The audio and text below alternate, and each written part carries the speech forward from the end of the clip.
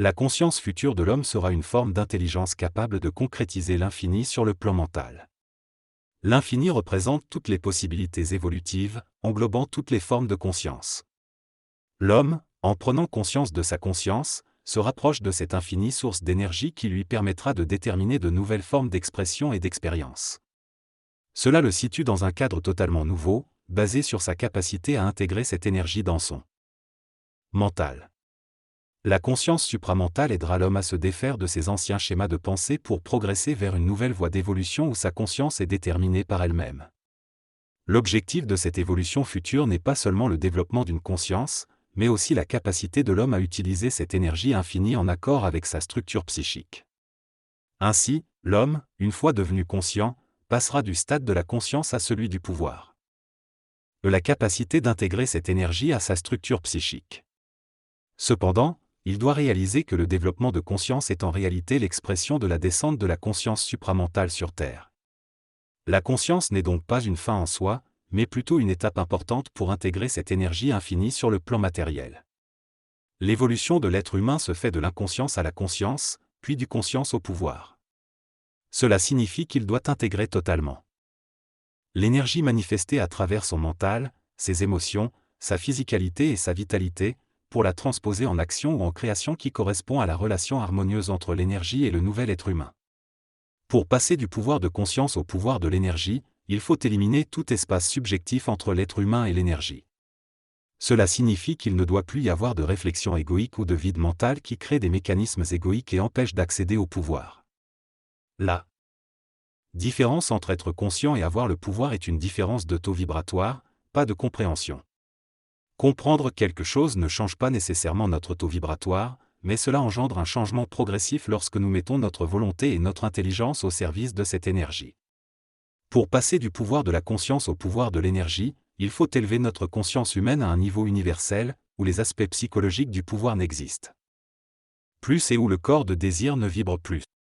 Tant que l'homme ressent une distance entre sa conscience et son pouvoir, cela signifie que sa conscience n'est pas suffisamment raffinée pour permettre à l'énergie de passer à travers ses centres psychiques et de donner les résultats harmonieux attendus. Entre l'homme conscient et l'homme au pouvoir, il y a beaucoup d'énergie qui n'a pas encore été transmutée de la conscience égoïque à la conscience équilibrée. Il existe des mécanismes puissants à l'intérieur de l'être humain qui le conscientisent, mais aussi l'empêchent d'accéder au pouvoir. Il s'agit notamment de la faculté télépathique et de la communication intérieure, qui font partie de l'organisation nouvelle de l'homme, mais pas de l'organisation de l'homme nouveau. Pour accéder au pouvoir, ces mécanismes doivent être transcendés et dépassés. En résumé, l'homme évolue de l'inconscience à la conscience, puis du conscience au pouvoir. Pour y parvenir, il doit intégrer pleinement l'énergie, éliminer tout aspect égoïque, élever sa conscience à un niveau universel et dépasser les mécanismes qui l'empêchent d'accéder au pouvoir. La pensée subjective de l'homme et son esprit font partie de son pouvoir et de sa conscience. Cependant, il est nécessaire pour l'homme de se libérer des attachements liés à l'esprit afin de permettre à l'énergie infinie de se déplacer en lui et d'ouvrir des portes entre l'invisible et le matériel, c'est-à-dire les portes du pouvoir. L'homme conscient est à la fois privilégié de prendre conscience de l'esprit, mais devient impuissant dans sa volonté s'il ne s'est pas libéré de la personnalisation de cette énergie. La personnalisation de cette énergie est une illusion et doit être purifiée pour permettre à l'homme de vivre la personnalisation de cette énergie sans intention ni qualité spécifique. Lorsque l'homme est capable de réaliser cela dans son esprit, il peut commencer à manifester cette énergie sur le plan matériel et avoir le pouvoir sur la matière. La personnalisation de l'énergie mentale, qu'elle soit perçue comme la pensée de soi ou une communication télépathique, est un phénomène subtil, mais fait partie de la capacité de l'énergie à créer des impressions sur les plans où elle descend. Cependant, lorsque l'énergie ne peut plus créer d'impression sur le plan où elle se trouve, c'est le plan qui reçoit l'énergie qui devient créateur. Ainsi, dans l'évolution, c'est l'homme qui devient le créateur et qui ne sera plus affecté par les impressions de l'énergie. C'est là que l'homme sera libre, créateur et aura le pouvoir. L'homme doit se libérer de son impressionnalité mentale pour devenir un être créateur. Cela nécessite de dissocier sa conscience de la formulation psychologique de sa valeur interne et de transposer sa réalité psychologique en une réalité énergétique. Cette transformation permet à l'homme de créer un canal pour exploiter cette énergie en accord avec ses besoins évolutifs. Dans le futur, sera capable de vivre et d'exprimer une conscience dépersonnalisée, qui n'est plus liée à des formes symboliques, lui permettant ainsi de créer et d'impressionner plutôt que d'être impressionnable. Cependant, la mémoire et les concepts sont des obstacles à cette vie purement énergétique. L'homme doit passer d'une personnalisation excessive du mental à une dépersonnalisation complète, afin de vivre uniquement de l'énergie interne et de créer à partir de cette énergie. Cela demande de se libérer des concepts préétablis pour exprimer une énergie indifférenciée. En conséquence, dans la nouvelle évolution, l'homme vivra d'une énergie mentale qui qualifiera ses actions au fur et à mesure de son expression, sans être limité par la mémoire. L'homme nouveau sera capable d'exprimer une conscience renouvelable, libre de toute symbolique psychologique ancienne.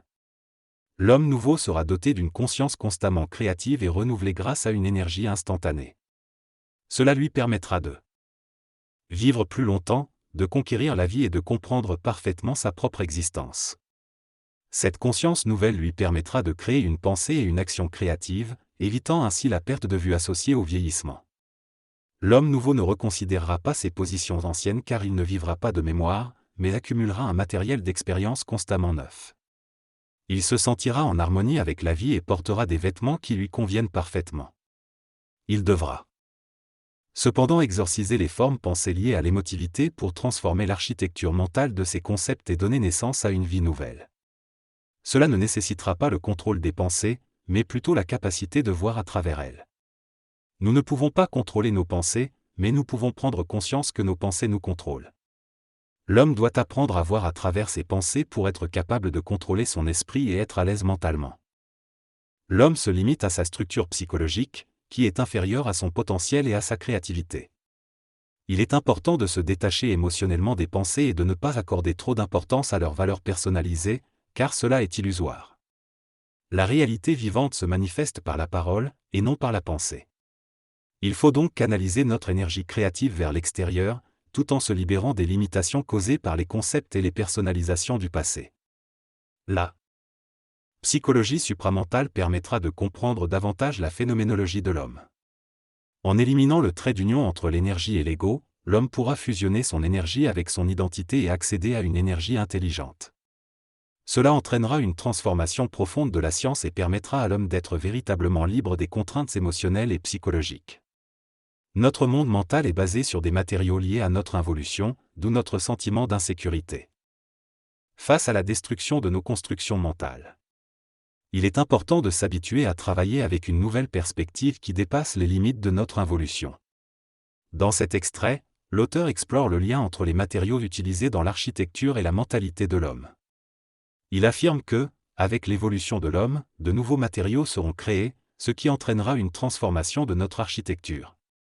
L'auteur soutient que l'homme devra alléger son espace mental et laisser émerger une image de la réalité conforme aux lois de l'énergie, libérant ainsi son mental des fardeaux philosophiques et psychologiques. L'auteur souligne également que l'homme doit se défaire de la personnification de concepts comme l'esprit, qui sont des outils temporaires pour explorer sa conscience, afin de découvrir un monde au-delà du mental humain. Il décrit l'homme comme un champ de force avec différentes propriétés, telles que la solidité, la vitalité, l'émotivité et la mentation. Il affirme que la conscience supramentale permettra à l'homme d'organiser l'énergie cosmique et de se libérer du fardeau psychologique de l'absolu. L'auteur explique que tant que l'homme personnifie l'absolu, il est limité et ne peut pas vivre de manière créative. Il mentionne la création du concept de Dieu par l'homme comme une personnalisation de l'absolu, qui n'est pas adaptée à la réalité cosmique mais qui était nécessaire pour la pensée de l'homme à un certain stade de son développement. Dans le futur, lorsque l'homme transmutera l'énergie et utilisera l'énergie pure, il pourra vivre en conscience de l'absolu sans le personnifier.